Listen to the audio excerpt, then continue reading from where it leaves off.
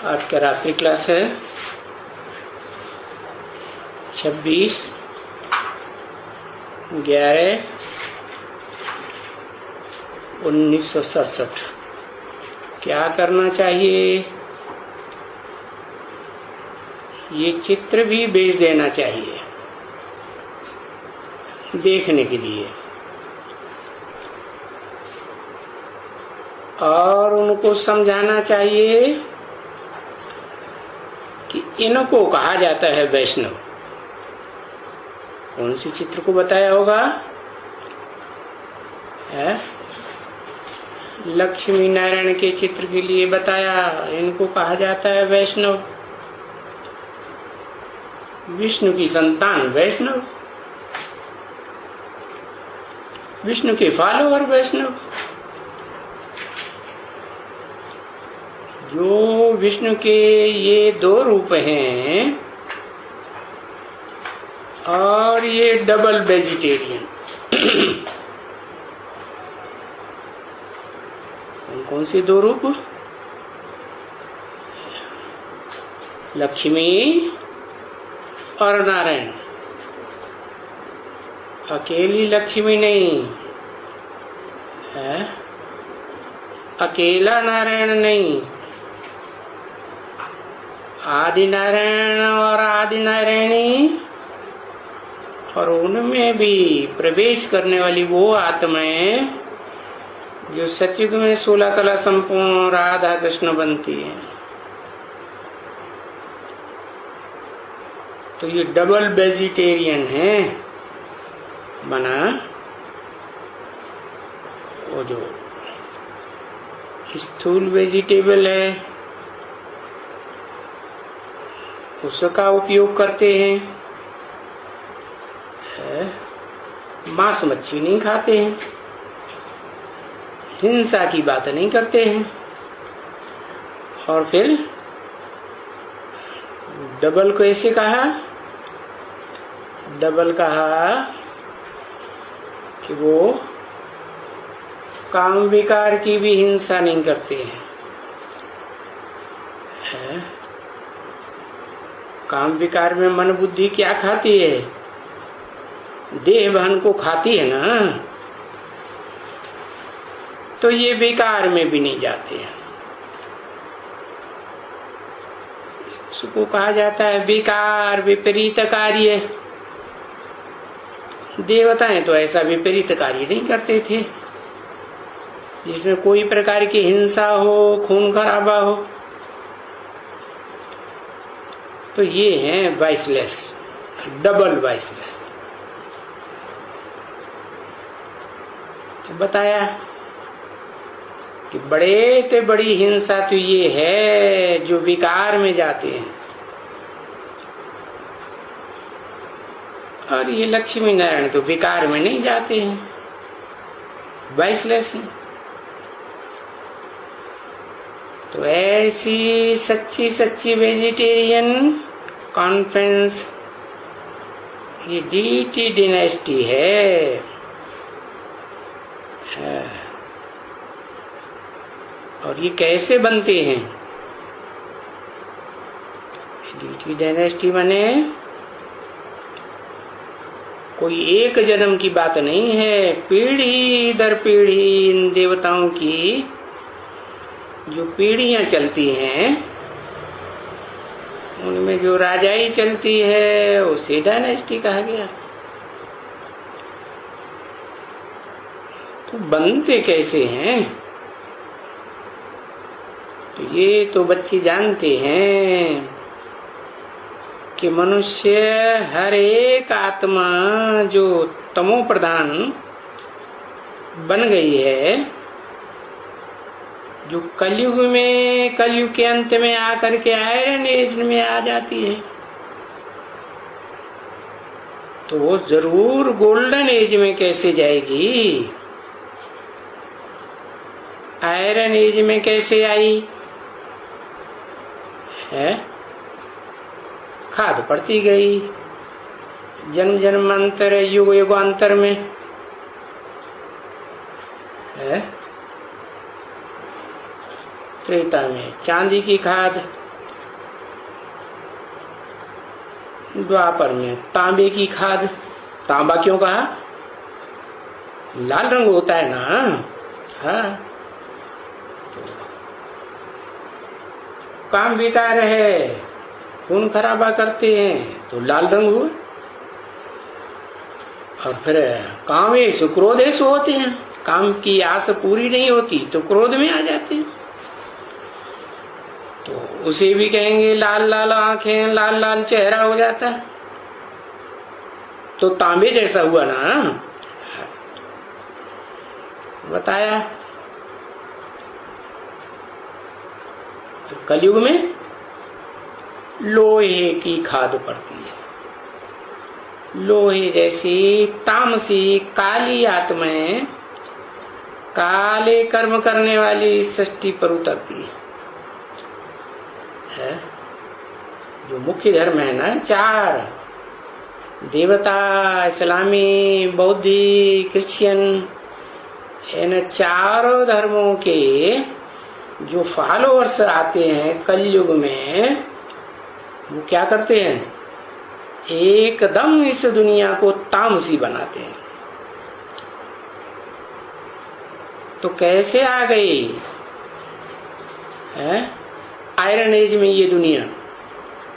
इनके संग के रंग में आकर के आयरन एज में आ गई। अब गोल्डन एज में कैसे जाएगी?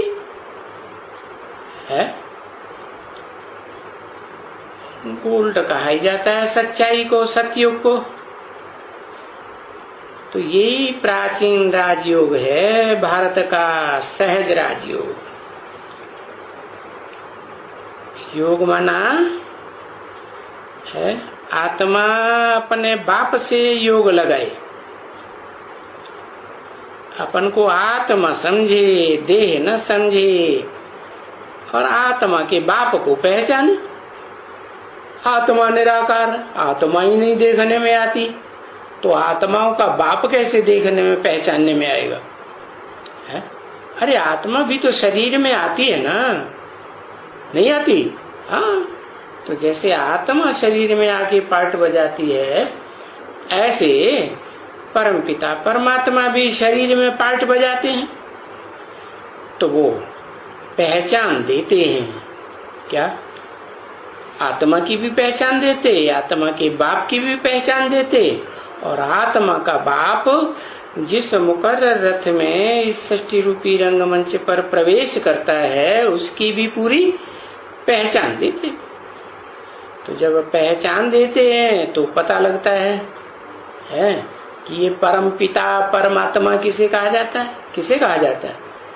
परम पिता कहा जाता है जिसका कोई बाप नहीं होता। बापों का बाप है इस मनुष्य सृष्टि का जो बाप है, प्रजापिता आदम अर्जुन, उसका भी बाप, परंतु उसका कोई फिर बाप नहीं होता। तो उसे पहचान करके इस सृष्टि रूपी रंगमंच पर कि कहाँ पार्ट बजाय रहा है और किस तन में पार्ट बजाय रहा है, उसे योग लगाना।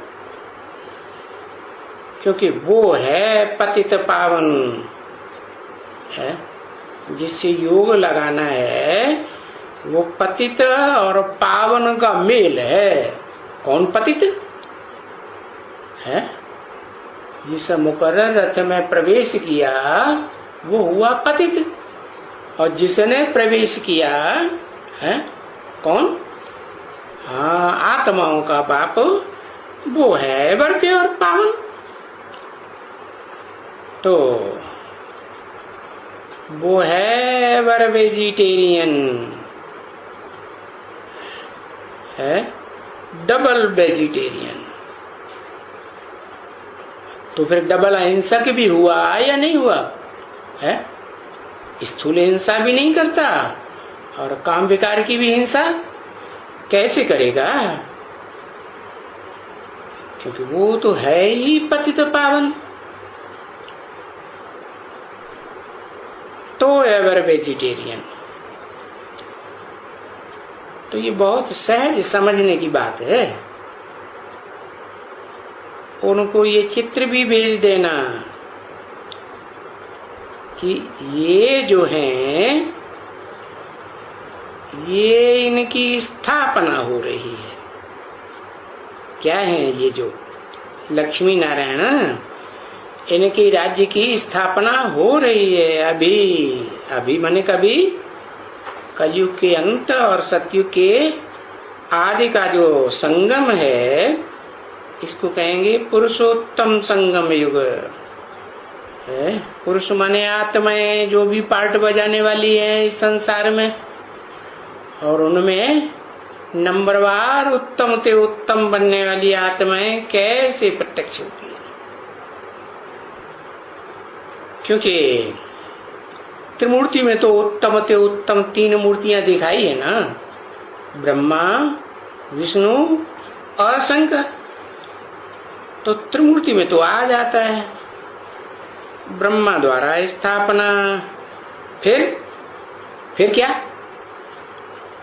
है? हाँ, शंकर द्वारा विनाश। ऐसे नहीं कि ब्रह्मा विष्णु शंकर सीधा सीधा बोल दो, ब्रह्मा द्वारा स्थापना विष्णु द्वारा पालना, ऐसे कैसे हो जाएगी?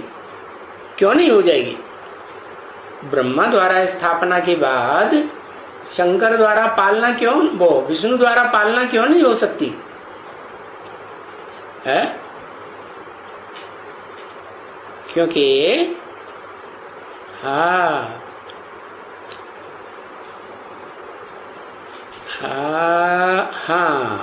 क्योंकि जो नीची कुरी के ब्राह्मण पैदा होते हैं, 9 कुरियों के ब्राह्मण माने गए ना, तो जो 9 कुरी के ब्राह्मणों में से नीची कुरी के ब्राह्मण हैं, वो न का जब तक सफाया नहीं होगा तब तक है पालना किसकी करेंगे? वो तो मिक्स रहेंगे, और मिक्स रहेंगे तो क्या करेंगे? मिक्स होंगे तो क्या करेंगे? नीचे गिरेंगे खुद भी, और जो श्रेष्ठ ब्राह्मण हैं सूर्यवंशी, चंद्रवंशी, असल चंद्रवंशी, उनको भी नीचे गिराएंगे। हाँ, तो 2 अक्षर लिख करके ऐसा चित्र उनको भेज देना चाहिए। ज्यादा लिखने की जरूरत नहीं है। मैं समझता हूं ये चित्र तैयार भी होंगे, और यहां भी शायद होगा। तो अभी तलक जो है वहां, यहां शायद महीना भर है। यहाँ कहाँ न कहाँ कॉन्फ्रेंस तो करते ही रहते हैं, लेक्चर्स करते ही रहते हैं कॉन्फ्रेंसेस में। तो ये लोग तो और तो कोई नहीं सिखला सकते है सिवाय तुम बच्चों के। ये भी तो तुम बच्चों को शुद्ध अहंकार है ना बच्ची, क्या कि नई दुनिया कैसे बनती है, सतयुग कैसे बनता है, स्वर्णिम दुनिया कैसे बनती है, और फिर वो दुनिया बिगड़ करके लोहे की दुनिया, काली दुनिया कैसे बनती है, और काली दुनिया से फिर स्वर्णिम दुनिया कैसे बनती है सोने की। ये को तुम्हारे अलावा कोई नहीं समझा सकता। ये कोई अहंकार की बात नहीं। कैसा अहंकार है? तुम्हारा शुद्ध अहंकार है। इसको कहा जाता है शुद्ध अहंकार। आत्मा के अहंकार को कहा जाता है शुद्ध अहंकार। और फिर अशुद्ध अहंकार किसको कहा जाता है? अरे है, हाँ, देह के अहंकार को कहा जाता है अशुद्ध अहंकार। देह समझते हैं तो अशुद्ध अहंकार आता है। आत्मा समझते हैं तो आत्मा के बाप को पहचानेंगे और उससे योग लगाएंगे तो शुद्ध अहंकार आएगा। तो आत्मा के अहंकार को है और देह के अहंकार को तो ये दो बातें हो जाती हैं। वो हो जाता है शुद्ध अहंकार और वो हो जाता है शुद्ध अहंकार। तो वो कॉन्फ्रेंस में उनको ये चित्र भी भेज देना चाहिए कि ये है सच्ची डीटी डायनेस्टी, है सच्चे सच्चे वेजिटेरियंस। कैसे? ये जो स्थूल हिंसा है वो भी नहीं करते हैं खून खराबे की, और जो काम विकार की हिंसा है वो भी नहीं करते हैं, न मनसा से, न वाचा से, न कर्मेंद्रियों से। तो ये हुए सच्चे वेजिटेरियंस लक्ष्मी नारायण। है और सिर्फ वो नहीं खाते हैं ये नॉन वेजिटेरियन चीज, तो कोई बड़ी बात नहीं है, बल्कि क्योंकि तुम बच्चों को तो ये जैसे कहते हैं कि कंठ है, क्योंकि जानते हो बरोबर कि याद की यात्रा से हमारा पाप कर्म जन्म जन्मांतर का विनाश हो जाएगा। हाँ, और जब पाप कर्म विनाश हो जाएंगे तो फिर पापों का बीज बोया ही नहीं जाएगा। फिर क्या होगा? फिर हम ये देवता बन जाएंगे। तो ये है तुम्हारी एम ऑब्जेक्ट। क्या तुम्हारी एम ऑब्जेक्ट है? नर से ये नारायण बनना। जैसे वहां पढ़ाई होती है ना स्कूलों में, तो उनकी एम ऑब्जेक्ट होती है। कोई डॉक्टर की पढ़ाई पढ़ते हैं तो कहते हैं एमबीबीएस की पढ़ाई पढ़ के सर्जन बनेंगे, डॉक्टर बनेंगे। है वकालत की पढ़ाई होती है तो कहेंगे हम जज बनेंगे, अटॉर्नी जनरल बनेंगे। तो पूरा पक्का वैष्णव बनाना यानी विष्णु के वो दो रूप हैं। क्या? नारी से लक्ष्मी और नर से नारायण बनना। और ये नहीं कि कोई अगले जन्म में बनेंगे। या अरे दुनिया में भी पढ़ाई पढ़ते हैं, एमबीबीएस है या वकालत की पढ़ाई पढ़ते हैं, इंजीनियरिंग पढ़ते हैं, तो क्या ये कहते हैं यहाँ पढ़ाई पढ़ो अगले जन्म में बन जाना? नहीं, यहाँ भी बाप आकर पढ़ाते हैं तो कोई अंधश्रद्धा थोड़ी सिखाएंगे। तो वो कहते हैं यही पढ़ाई पढ़ो इसी जन्म में, और इसी जन्म में क्या बनना है? डायरेक्ट नर से नारायण बनना। ऐसे नहीं है कि सतयुग में जाकर के उन आदि नारायण का बच्चा है वो 16 कला संपूर्ण कृष्ण बनेंगे। नहीं, यही बनना है और उनसे भी ऊंच पद पाना है। क्या कि 16 कला संपूर्ण है वो तो कलातीत सुख नहीं भोगते हैं। कलाओं के अंदर 16 कला है ना, कलाओं के अंदर का सुख भोगते हैं। और तुम्हारा तो लक्ष्य है नर से इसी जन्म में नारायण बनना, नारी से लक्ष्मी बनना, तो तुम उनसे भी ऊंच सुख भोगते हो कलातीत। कैसे? अति इंद्रिय सुख भोगते हो, इंद्रियों से भी परे का सुख। तो सतयुग में तो इंद्रियों का सुख ही भोगते हैं। है? देवताओं को क्या कहेंगे? भोगी कहेंगे या भोक्ता कहेंगे? क्या कहेंगे? अरे भोगी ही तो हैं, तो भोगी हैं तो नीचे गिरेंगे। चाहे वो ज्ञान इंद्रियों से सुख भोगने वाले बने और चाहे कर्म इंद्रियों से सुख भोगने वाले बने, नीचे तो गिरते। तो वो है अधोमुखी है। और तुम इसी जन्म में बनते हो तो तुम कैसे हो? ऊर्ध्वमुखी। तुमको लगातार ऊपर चढ़ना है या इस जन्म में नीचे गिरना है? ऊपर जाना। तो देखो उनकी डायनेस्टी और तुम्हारी डायनेस्टी तो हैं दोनों वेजिटेरियन। क्या सतयुग में जो 16 कला संपूर्ण देवताएं होंगे, देवी देवताएं, वो भी डबल वेजिटेरियन और तुम भी डबल वेजिटेरियन। ये ऐसे डायनेस्टी पवित्र बनती है। तो जाएं, जा करके कोई भाषण करे उनकी कॉन्फ्रेंस में, है वैष्णवों की जो कॉन्फ्रेंस हो रही, जिसमें तुमको निमंत्रण दिया जाने के लिए ना बुला रहे हैं, तो वहां जाकर के कोई भाषण करे, जैसे बाबा कहते हैं वैसे भाषण करे। कोई भाषण करने की कोई डिफिकल्टी की बात नहीं है इसमें। और चित्र भी ले जाना चाहिए, है हाँ। अगर रात का प्रोग्राम है तो भले इसमें भी ये पड़ी हुई है पड़ी है, और हाल तो सब जगह होते ही है, बिजली का कनेक्शन भी सब जगह होता है।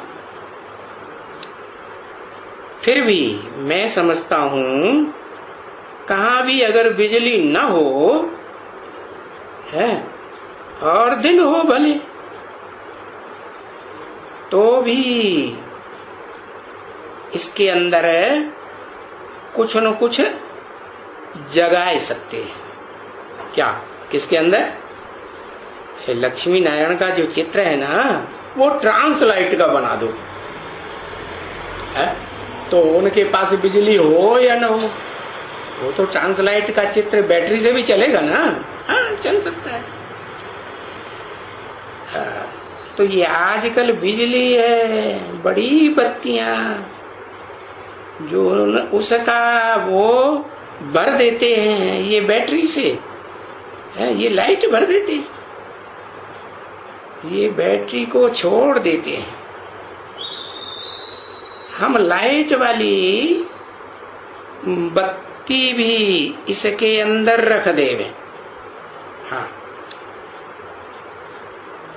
तो मैं समझता हूं वो भी इतना चमत्कार दिखाएंगे।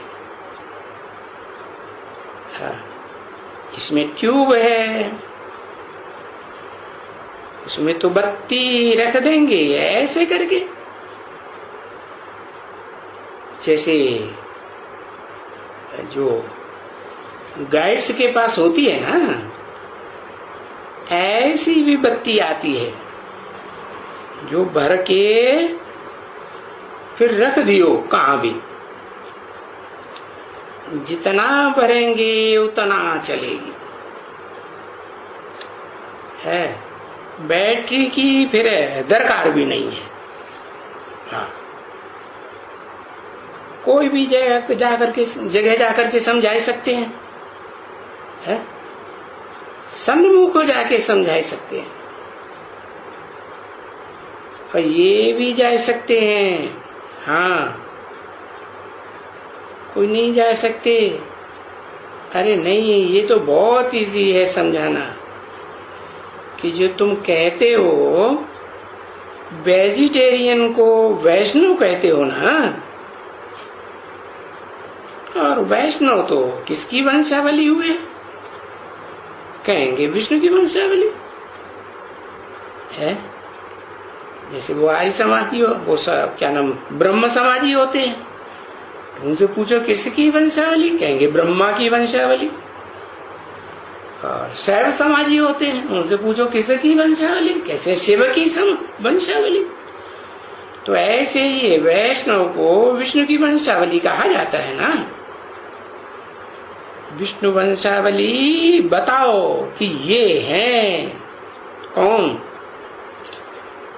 किसकी तरफ इशारा करेंगे? हा?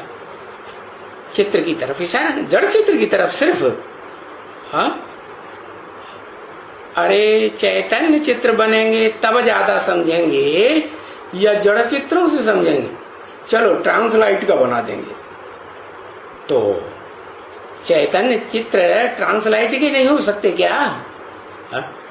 अरे क्राइस्ट को देखो, बुद्ध को देखो, गुरु नानक के चेहरे को ध्यान से देखो, उनके चेहरे पर ट्रांसलाइट जैसा चेहरा चमकता है कि नहीं? नहीं चमकता। तो ऐसे ही वो धर्म पिताएं तो हैं, देह अभिमानी धर्म पिताएं, दुनिया के बाद में आने वाले। और ये तो ये कौन है? ये तो आदि नारायण, इस सृष्टि के जो आदि का धर्म है, आदि सनातन देवी देवता धर्म, उनके स्थापक हैं। तो उनका तो चेहरा कितना चमचमाता हुआ होगा, है? जड़ ट्रांसलाइट की तरह चमकता हुआ होगा कि नहीं है? तो ये है वाइसलेस, असली विष्णु की वंशावली, वैष्णव। वैष्णव वाइसलेस, विशेष कोई वैष्णव वहां होता ही नहीं नई दुनिया में। यहां तो सारे ही विशेष हैं, विकारी हैं, विपरीत कार्य करने वाले हैं, दुख देने का कार्य। विपरीत कार्य क्या होता है? दुख देना है विपरीत कार्य, और सुख देना है अनुकूल कार्य। तो सीधा 2, 4, 5 अक्षर समझाना है और बोलो कि ये यही स्थापना हो रही है? बिल्कुल सहज। क्या करना है? अपन को आत्मा समझना है, अपन को देह नहीं समझना है, देह भान में नहीं रहना है। और बाप भी ऐसे कहते हैं। कौन बाप? जो आत्माओं का बाप है वो भी ऐसे कहते हैं, अपन को आत्मा समझो। है कोई यहाँ कहने वाला, सिखलाने, अरे सिखलाने वाला वो नहीं है देहधारी धर्मगुरु इब्राहिम, बुद्ध, क्राइस्ट आदि और उनके सहयोगी धर्म पिता हैं। वो देह अभिमानी है कि आत्मा अभिमानी है? देह भान के कर्म करना सिखाते हैं, करते भी देह भान के कर्म। तो बताते हैं ये आत्माओं का बाप आए हैं, बताते हैं कि समझो, क्या करो? अपन को आत्मा समझ माम एकम याद करो। क्यों? तो ऐसे नहीं है कि ब्रह्मा के 4 मुख दिखाई दिए तो मैं निराकार आकर के 4 मुखों द्वारा प्रत्यक्ष होता हूं। है किसके द्वारा प्रत्यक्ष होता हूं? है हाँ, एक मुकर्रर रथ है, एक मुकर्रर मुख है? उसको ब्रह्मा का ऊर्ध्वमुखी मुख कहा जाता है। बाकी ये 4 मुख तो दिशाओं का अवलोकन करने वाले हैं, 4 दिशाओं को, है? तो 4 दिशाओं में 4 मुख दिखाए गए। कोई पूर्व की दिशा वाला, कोई पश्चिम की दिशा वाला, कोई उत्तर की दिशा वाला, कोई दक्षिण की दिशा वाला। अरे इधर उधर देखेंगे तो ऊपर चढ़ेंगे या ऊपर देखेंगे ऊपर वाले को, जो सदा ही ऊंची स्टेज में रहने वाला है। कहा ही जाता है ऊंचे ते ऊंचा भगवंत है। तो उस ऊंचे ते ऊंचे भगवंत को बताया कि वो एक ही मुकर्रर रथ में प्रवेश होकर के संसार में प्रत्यक्ष होता है। इसलिए बोला माम एकम याद करो। माने जो भक्ति मार्ग में 4 मुखों वाला ब्रह्मा समझते हैं वो ब्रह्मा की बात नहीं है।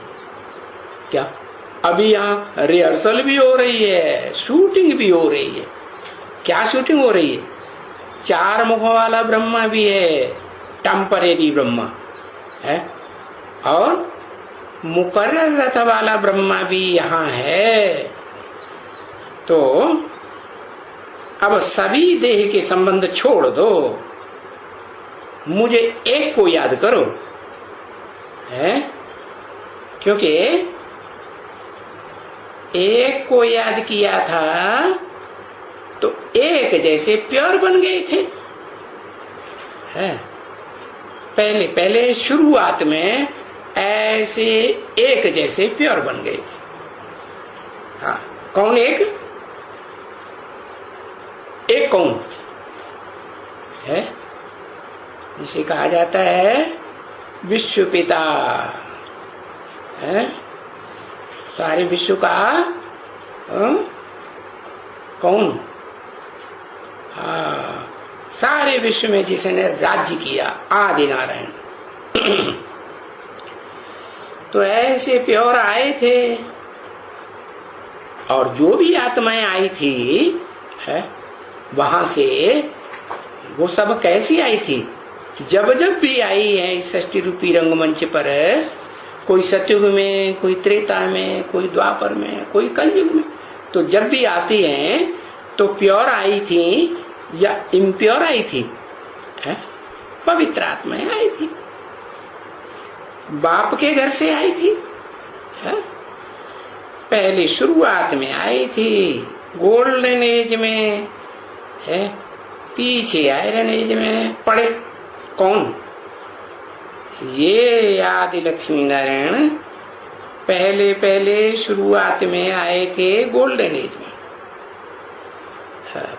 फिर विशेष बन गए संग के रंग में आते आते, और नई दुनिया में तो सब वाइसलेस थे। फिर जब द्वैतवादी दुनिया बनी, दो दो धर्म आए, दो दो राज्य आए, दो दो भाषाएं आई, दो दो कुल, और दो दो मतें, 2 से 4, 4 से 8 मतें होने लगी, तो फिर वाइसलेस नहीं रहे, क्या बन गए हैं, विशियस बन गए, विकारी बने। तो अब वाइसलेस बनने के लिए क्या चाहिए है, किससे योग चाहिए, एक से योग चाहिए। किस योग से, किससे, जो एवर प्योर है। एवर प्योर कौन है, इस सृष्टि पर पार्ट बजाने वाली चारों युगों में कोई भी ऐसी आत्मा नहीं है जो विशियस न बनती हो। कोई है, कोई नहीं है, सब भोगी हैं। एक ही अभोक्ता है जो इस सृष्टि पर सदा काल नहीं रहता, वो तो सिर्फ आता है कलयुग के अंत और सतयुग के आदि के संगम पर, मना पुरुषोत्तम संगम पर आता है पुरुषों को उत्तम ते उत्तम बनाने के लिए। सब पुरुष रूपी आत्माओं को पता चलता है कि मेरा क्या उत्तम ते उत्तम पार्ट है।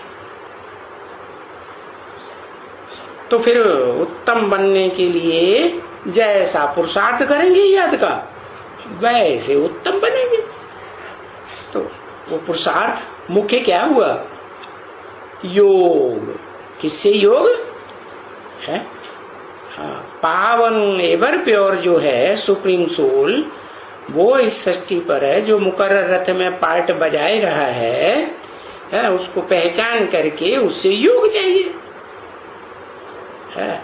और ये योग प्राचीन भारत का बिल्कुल नामी ग्रामी योग है क्या, ऐसे नहीं कि ये भारत में कोई सतयुग में देवताओं ने सीखा था, या त्रेता में क्षत्रियों ने सीखा था, या द्वापर में सिखाया गया, जैसा उन्होंने लिख दिया है कि द्वापर में कृष्ण भगवान आए, राजयोग सिखाया है, महाभारत युद्ध कराया। ये सब झूठी बातें।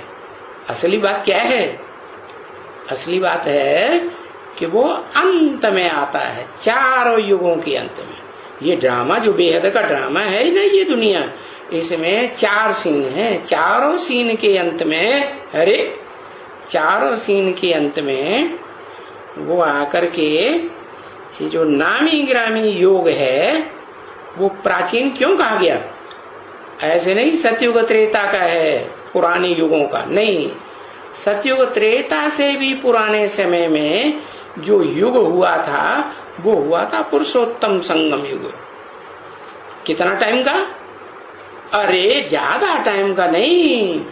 जैसे और धर्म पिताएं आते हैं इस दुनिया में तो वो ज्यादा से ज्यादा कितना टाइम लेते हैं, 100 साल टाइम लेते हैं अपना धर्म स्थापन करने की। चाहे इब्राहिम हो, इस्लाम धर्म, बुद्ध हो, बौद्ध धर्म, क्राइस्ट हो, क्रिश्चियन धर्म, टाइम कितना लेते हैं, 100 साल। ऐसे ही वो सुप्रीम सोल बाप भी सृष्टि पर आते हैं कलयुग के अंत में, तो कितना टाइम लेते हैं? वो 100 साल का संगम युग। कौन सा 100 साल का? 50 साल समझो कलयुग के अंत के, और 50 साल समझो सतयुग के आदि सतयुग। दोनों को मेल से बना पुरुषोत्तम संगम युग। तो वो टाइम जो प्राचीन से प्राचीन टाइम हुआ, वो बिल्कुल नामी ग्रामी है, जिसके लिए विलायत वाले भी चाहते हैं कि हम इस प्राचीन सहज राज्यों को जो भारत का है वो हम समझे। तो वो हम समझा रहे हैं, और इसको कोई भी नहीं समझा सकेंगे।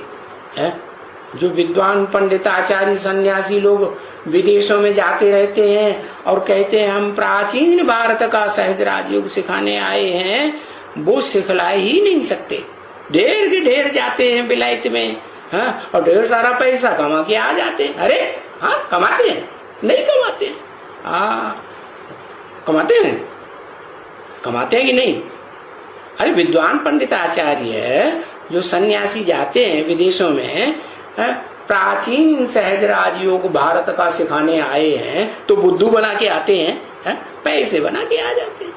बताया, वो नहीं समझा सकेंगे, क्योंकि वर्ण होते हैं क्या? देवता, क्षत्रिय, वैश्य, शूद्र है। तो ये जो ब्राह्मण वर्ण है ना, वो संगम युग पर तैयार होता है।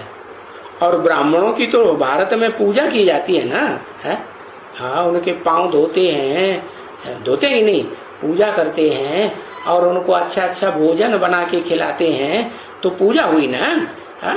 तो ब्राह्मणों की पूजा करते हैं। क्यों? क्योंकि ब्राह्मण जो सच्चे पक्के पक्के ब्राह्मण होते हैं, वो ही पक्के देवता बनते हैं। हाँ, अगर ब्राह्मण नहीं बनेंगे, पक्के कच्चे ब्राह्मण बनेंगे, बाद वाली नौकरियों के ब्राह्मण बनेंगे, तो उनको पक्का देवता नहीं कहा जाए। क्यों नहीं कहा जाएगा? इसलिए नहीं कहा जाएगा कि वो सतयुग में भले जाके देवता बनेंगे, लेकिन कम कला के देवता बनेंगे, कमजोर देवता। तो द्वैतवादी द्वापर युग आएगा ना, दो धर्म दो राज्य है, तो उस समय उनके प्रभाव में आ जाते हैं कमजोरी के कारण। तो बताया पक्का ब्राह्मण चाहिए, पक्के ब्राह्मण बनेंगे तो पक्के देवता बनेंगे। तो ब्राह्मण वर्ण ही ये संगम युग पर, कौन से संगम युग पर? पुरुषोत्तम संगम युग पर। ऐसे नहीं सतयुग त्रेता का संगम समझ लो, या त्रेता द्वापर का संगम समझ नहीं, द्वापर कलयुग का संगम समझ लो नहीं। कौन सा संगम? कलयुग अंत और सतयुग आदि का पुरुषोत्तम संगम युग। इस संगम युग पर हम ये सीख रहे हैं। 26/11/1967 की रात्रि क्लास का दूसरा पेज। तो अभी ये सिंपल सी बात समझाने में तो कोई तकलीफ नहीं है। हाँ, इसमें समझाने में कोई टाइम लगता है नहीं। और ये देते हैं 10-15 मिनट कॉन्फ्रेंस में भाषण करने के लिए। कितना टाइम देते हैं? हाँ, थोड़ा टाइम देते हैं। अगर उनको तुम्हारा भाषण पसंद आता है, हाँ, तो उस भाषण को बढ़ाने के लिए टाइम भी बढ़ा देंगे। हाँ, उन्हें पसंद आएगा तो टाइम बढ़ाएंगे कि नहीं? हाँ, तो बढ़ा सकते हैं। अगर जो समझने वाला है, क्योंकि वो जो मंच बनाते हैं ना, तो कोई तो ऐसे होते हैं कि वो मंच पर बैठने वाले होते हैं, वो बहुत कुछ समझते रहते हैं कि उन्होंने क्या बोला। हाँ, तो उनको समझ में आता है तो फिर बढ़ा सकते हैं टाइम। बाकी ये है कि उन बैठने वालों में कोई कौआ बैठा होगा। कौआ क्या करता है? कौआ तो गंध खाता है। मांस मच्छी खाने वाले को क्या कहेंगे? वैष्णव कहेंगे? नहीं। कौआ बैठा होगा तो बट गिन गिनी बजाए देंगे। खराब खराब आवाज करेंगे कि कोयल की आवाज करेंगे? नहीं, ऐसी आवाज कर देंगे कि माथा मारेंगे। तुम कितना भी माथा मारेंगे, भाषण में अच्छे से अच्छी बात सुना करके वो किसी की बुद्धि में नहीं बैठेगा। क्योंकि बुद्धि में बैठना गोया उनका सारा दुकान खत्म हो जाना सन्यासियों का। बुद्धि में अगर बैठ जाए तो सन्यासियों का दुकान चलता रहेगा। जो सन्यासी विदेश में जाकर के इतना ढेर सारा पैसा कमा के आते हैं सहज राजयोग भारत का सिखाने के नाम पर। तो अभी तुम बच्चों का ये स्थापना तो नहीं हुई है पूरी। कोई पूछे तुमने कुछ किया है, ऐसा काम करके दिखाया है प्रैक्टिकल में, तो वो तो तुम कुछ अभी दिखाए नहीं सकते कि स्थापना हो गई पूरी। नहीं, तो टाइम तो बहुत चाहिए। तो कोलाहल मच जावे अगर तुम्हारी बात को मंच पर बैठने वाले समझ जावे और टाइम बढ़ाने के लिए बोल लें, रिवॉल्यूशन हो जाए। अगर ये मान ले वे कोई बड़ा सन्यासी है, छोटे मोटे सन्यासी से बात नहीं चलेगी, उसको तो बड़े बड़े सन्यासी झावड़े आए देंगे। क्या उसकी बात मानेंगे? नहीं मानेंगे। समझो, शंकराचार्य है या कोई बड़ा अच्छा पंडित विद्वान आचार्य है, जैसे ये चिन्मयानंद है, और भी बहुत है। शिवानंद अच्छे साधु माने जाते हैं ना, तो ऐसे और भी है। अगर ये समझ जावे कि ये अरे राइट बात है। ब्रह्मा कुमारियां कहती है कि भगवान निराकार है न कि कृष्ण। अरे कृष्ण तो साकार है, भगवान तो निराकार शिव है। उसकी यादगार में भारत में ज्योतिर्लिंगम बने हुए हैं और मुख्य ज्योतिर्लिंगम तो जो पहला मंदिर बना था ना, सोमनाथ मंदिर बना था ना गुजरात में, तो उसमें वो ज्योति दिखाई गई ना, पत्थर के बीच में क्या रखा, हीरा दिखाया गया था। तो हीरे में से ज्योति निकलती है ना, तो दिखाया। तो वो तो निराकार है, निराकार की ज्योति है, तब तो ज्योतिर्लिंगम कहते हैं। कृष्ण कोई निराकार थोड़े ही है। निराकार के साथ ही योग लगाना पड़ता है और वो ही निराकार कहते हैं। ज्योति सदा शिव ज्योति, क्या जो कभी साकार तन में आने के बावजूद भी साकारी बनते ही नहीं। क्या साकार से उनका अटैचमेंट होता है? नहीं होता है। तो वो कहते हैं कि माम एकम याद करो, मुझे एक को याद करो। तो एक को, उसको कैसे पहचानेंगे? जिस मुकर्रर रथ में आया हुआ है, और उस मुकर्रर रथ की पहचान भी देते हैं, अपनी भी पहचान देते हैं। तो पहचानेंगे ना, तब कहते हैं माम एकम याद करो।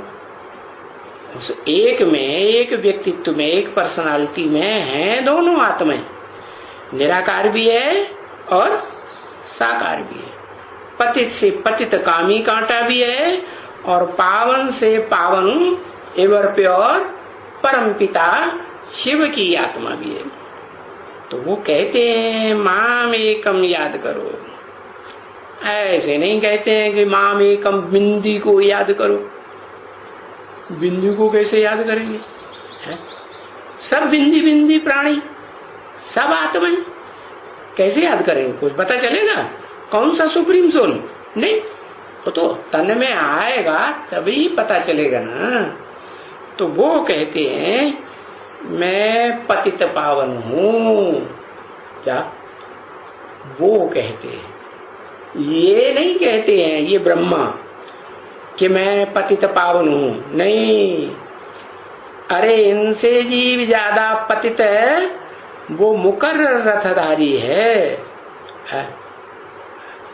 जैसे वो रामायण में कहा है ना, मैं पतितन को राजा, और कोई ने नहीं कहा। क्या? और कोई नहीं कहा। और कोई कविता करने वाले जो ढेर सारे विद्वान पंडित आचार्य हुए, उन्होंने कहा कि मैं पतितों का राजा सबसे हूं, सबसे बड़ा पतित हूं इस दुनिया का। नहीं, कहा ही नहीं। क्योंकि औरों ने जो शास्त्र लिखे हैं वो तो द्वापर में लिखे हैं, और जो भारत के अर्वाचीन नए नए जो विद्वान पंडित आचार्य हुए, कवि हुए हैं, वो तो इस बात को अपना बड़े समझते हैं, देवान में रहते। तो बताया ये कृष्ण पतित पावन नहीं। अरे पतित पावन नहीं है। क्यों? क्योंकि ये तो 16 कला संपूर्ण बनने वाला बच्चा है, जिसकी पूजा होती है मंदिरों में। क्या बड़े कृष्ण की पूजा होती है क्या? नहीं। तो वो पतित पावन नहीं है, और ये कृष्ण बच्चा भी पतित पावन नहीं है। क्योंकि बच्चे को तो जन्म देने वाला कोई बाप होगा ना, है? हाँ, बाप होगा। तो और वो मान लेवे इस बात को कि गीता का भगवान कोई द्वापर के अंत में आने वाला, पतित पापी युग की स्थापना करने वाला कृष्ण भगवान नहीं है। ये बात मान लेवे कि ये जो ब्रह्मा कुमारियां हैं बिल्कुल ही राइट बात बताती है। हम भी इनको फॉलो करता हूं। ऐसा कोई बड़ा सन्यासी निकले बोले कि अभी तो हम भी फॉलो करता हूं, है, तो फिर बाकी जो रह जाएंगे छोटे मोटे, वो कहां जाएंगे? उसी को फॉलो करेंगे ना, बड़े को। हाँ, तो फिर खेल ही खलास हो जाए। इस दुनिया में जो झूठे झूठे खेल खेलने वाले चल रहे हैं ना, झूठे झूठे शास्त्र बनाए हुए हैं ना, झूठे झूठे भाषण देते फिरते हैं ना, है, विदेशों में जाकर के प्राचीन सहज राजयोग को भारत का सिखाने जाते हैं ना, इनकी सारी जो खेल है वो सब खत्म हो जाए। परंतु वो समय अभी नहीं आया है। अभी माने कभी 1967 की बात बताई, जब तक ये ब्रह्मा मौजूद है ना, तब तक तो ये समय आने की बात ही नहीं। क्योंकि ब्रह्मा की तो पूजा भी नहीं होती, मंदिर भी नहीं बनते, मूर्तियां भी नहीं बनती, तो जरूर कोई खास बात होगी ना, है? माना जब तक वो आत्मा स्थूल शरीर से या सूक्ष्म शरीर से पार्ट बजाती है, तब तक वो अधूरी है या संपूर्ण है? अधूरी। तो बताया। हाँ, बाबा कहते हैं कि जो सन्यासी वगैरह हैं, इनके आने की अभी बहुत देरी है। ऐसे आए तो यहाँ बहुत हैं, आए हैं ना, है?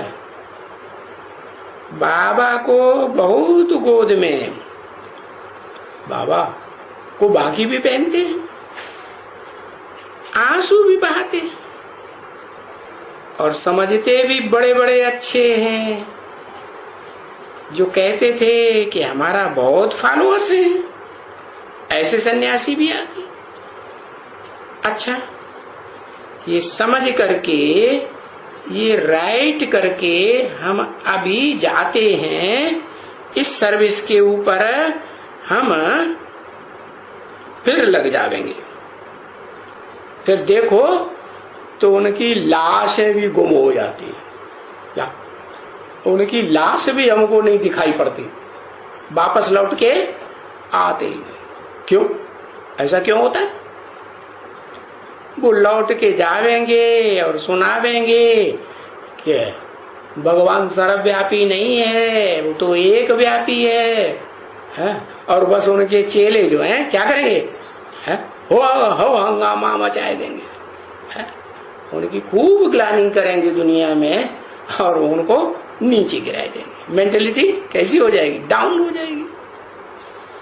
तो उनकी लाश भी यहां देखने में नहीं आती, गुम। महीना महीने बाप ने उनसे मेहनत की, क्या कहा? किनसे? जो यहां आकर के सन्यासियों ने समझा, उनसे कितनी महीनों महीनों मेहनत की। पीछे उनको वहम भी पड़ता था, वहम माने संशय भी आता था, शक भी पड़ता था, है? हमको भी शक पड़ता था कि ये कहीं CID बन करके तो नहीं आया। शक पड़ता था, क्योंकि CID के ये जो होते हैं ना, है ये ऐसे CID में बहुत होते हैं, वेश धारण कर लेते हैं सन्यासियों का, है? और सन्यासी पहरवाइश में बहुत इधर उधर फिरते रहते हैं, ढेर के ढेर। तो ये भी शक पड़ता था कि ये कहीं सन्यासी के वेश में CID तो नहीं बन करके आए, पता नहीं ये है। और अगर वो भी था तो इनको अच्छा बहुत लगता था, क्या? CID भी था तो अच्छा अच्छा करता था या विरोध करता था? अच्छा बहुत लगता था।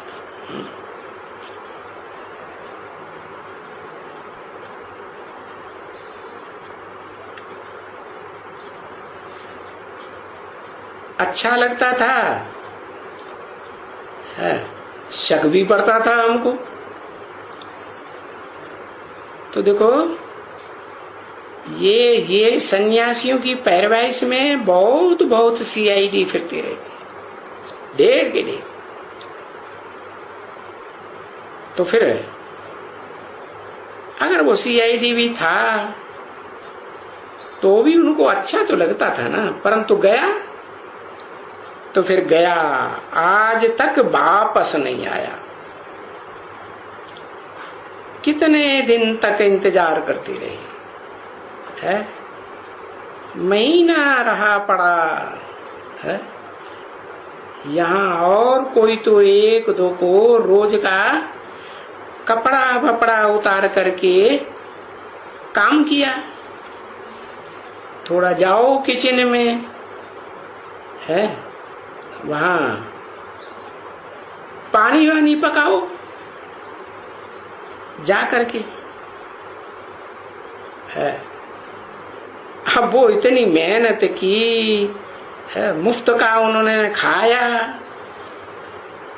तो 2 4 5 रोज बेशक रहा। और फिर बोला, बाबा ये तो मेहनत हमारे से नहीं होगी। क्या? कि किचन में काम करो, पानी भरो, पानी गर्म करो, है? ये कपड़े धो। सन्यासियों में तो देवान बहुत होता है ना, ये हमसे मेहनत नहीं हो सकेगी, नहीं होती है। तो ये कपड़ा तुम्हारा रखा है हमारे पास, तुमने जो ये लाल कपड़े पीले कपड़े उतार के यहाँ रख दिए ना, ये रखा है, अपने कपड़े पहनो और जाओ, है? बाकी यहाँ तो तुम्हारा देह अभिमान छांटने के लिए, उतारने के लिए ये सारा काम करवाना पड़ेगा। इसलिए करवाते हैं कि पता चले इनका देहभान खलास हुआ या नहीं हुआ, तो उनसे झाड़ू भी लगवाते। कपड़े भी साफ करवाते। तो नहीं रुकते हो तो पहनो अपने कपड़े, ये रखे हैं, और जाओ।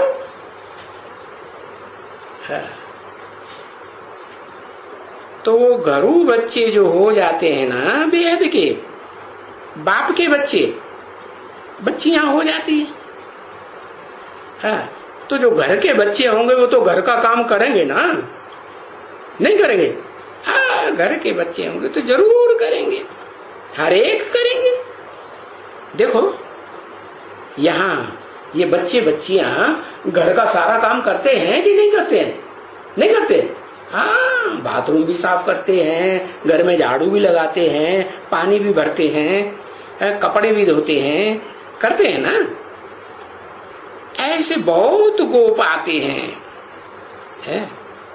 गोप आकर के खुद कहते हैं, बाबा आज हम भोजन बनाएंगे किचन में, बाबा की याद में रहकर। अच्छा, भले बच्चे, बच्चियां आती हैं तो बोलती हैं आज हम भोजन बनाएंगे। अच्छा, भले बच्ची, क्योंकि तुम बच्चियां जो बैठ करके बनाएंगे ना, वो तो अच्छा ही योग में रह करके बनाएंगे। कैसे? वो सन्यासी क्यों नहीं बना सकते? क्यों? उनको देहभान आता है, देह अहंकार आता है कि हमसे ऐसे ऐसे ये है कर्मणा के काम करवाते हैं, जैसे दास दासियों से कराया जाता है।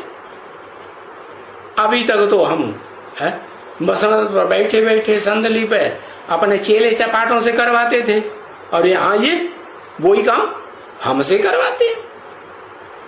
तो वो तो योग में रह ही नहीं सकते, और योग में नहीं रह सकते तो बिना योग में रहे जो भोजन बनाएंगे उसका क्या असर होगा? है?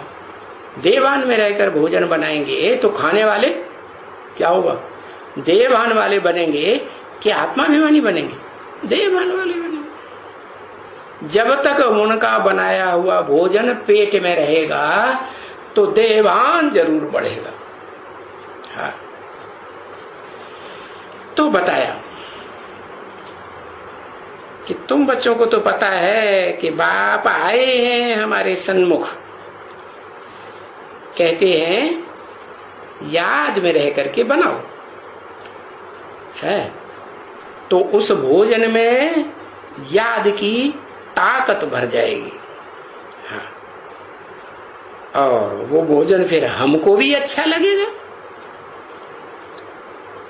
अगर यहाँ की योग में रह करके बनाती है तो हम पदम सो भाग्यशाली है, जल्दी बन जाएंगे। समझे ना? क्योंकि ये भी तो स्टूडेंट है ना, जिसको दादा कहते हो,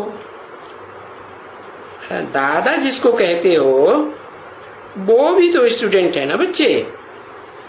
और बाबा भी तो ये गाइन भी है स्टूडेंट लाइफ के लिए कि student life is the best life. परंतु कौन से स्टूडेंट की बेस्ट लाइफ?